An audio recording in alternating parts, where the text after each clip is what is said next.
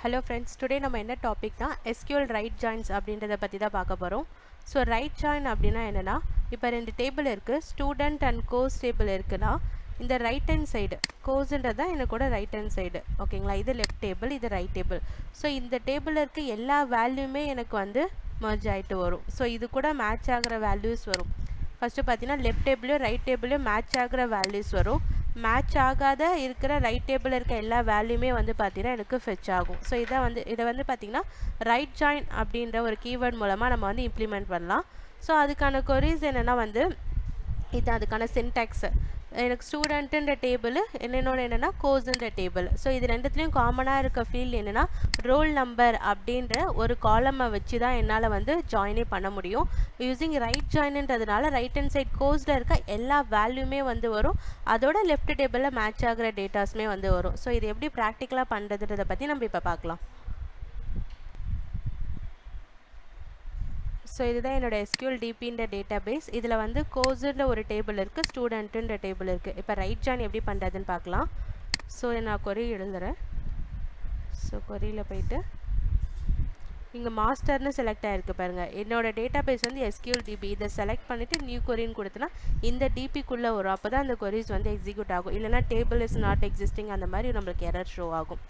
So இதில் வந்து பார்த்திங்கன்னா செலக்ட்டு ஸ்டூடெண்ட்டுன்ற டேபிளில் என்ன ஃபீல்டு எடுத்துக்கிறேன்னா ரோல் நம்பர் அப்படின்ற ஃபீல்டு எடுத்துக்கிறோம். கம்மா எனக்கு ஸ்டூடெண்ட்டுன்ற டேபிளில் வந்து பார்த்திங்கன்னா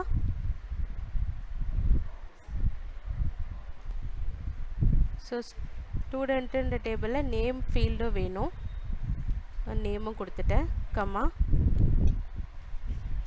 ஸ்டூடெண்ட்டுன்ற ஃபீல்டில் ஏஜ் கொடுத்துட்டு கம்மா கோர்ஸுன்ற டேபிள் அதில் என்ன ஃபீல்ட்னா என்ன கோர்ஸ் எடுத்திருக்காங்க அப்படின்றத நான் மென்ஷன் பண்ணிக்கிறேன். ஃப்ரம் ஸ்டூடெண்ட்டுன்ற டேபிள் எதை நான் ரைட் ஜாயின் பண்ண போகிறோம் அப்படின்னா கோர்ஸுன்ற டேபிளில் ஆன் ரெண்டுத்துலேயும் இருக்க காமனாக இருக்க ஃபீல்டு ஸ்டூடெண்ட்டுன்னு இருக்க ஃபீல்டில் இருக்க ரோல் நம்பர் ஈக்குவல் டு கோர்ஸுன்ற ஃபீல்டில் இருக்க ரோல் நம்பர். ஸோ இது ரெண்டுமே வந்து நம்ம இன்னர் ஜாயின் பண்ண போகிறோம், ஓகேங்களா? ஸோ நான் இதை வந்து எக்ஸிக்யூட் பண்ணுறேன். ஸோ இங்கே பார்த்தீங்கன்னா உங்களுக்கு இந்த அவுட்புட்லேயே தெரியும். ஆக்சுவலி எனக்கு ஃபஸ்ட்டு இதெல்லாம் லெஃப்ட் ஹேண்ட் சைடில் இந்த 3 இருக்குது, 1 2 3. SQL ஜாவா .NET வந்து ரைட் சைடில் இருக்கோட மேட்ச் ஆகுது.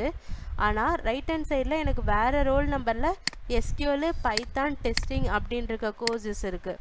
பட் ஆனால் அதுக்கான ஸ்டூடெண்ட்ஸ் வந்து இந்த டேபிளில் அவைலபிளாக இல்லை. ஸோ இது ரைட் ஜாயின் அப்படின்றதுனால எனக்கு ரைட் ஹேண்ட் சைடில் இருக்க எல்லா வேல்யூஸுமே கம்பல்சரி கொடுக்கணும். அதனால் இங்கே ரைட் ஹேண்ட் சைடில் இருக்க எல்லா வேல்யூஸுமே கொடுத்துருக்கு, அதோட எது லெஃப்ட் ஹேண்ட் சைடில் மேட்ச் ஆகுதோ அந்த டேட்டாஸும் எனக்கு வந்திருக்கும், ஓகேங்களா? ஸோ இதான் லெஃப்ட் ஜாயின். நெக்ஸ்ட்டு என்ன ஜாயின் என்ன SQL கொரீஸ்ன்றதை நம்ம நெக்ஸ்ட்டு வீடியோவில் பார்க்கலாம், ஓகேங்களா? தேங்க்யூ.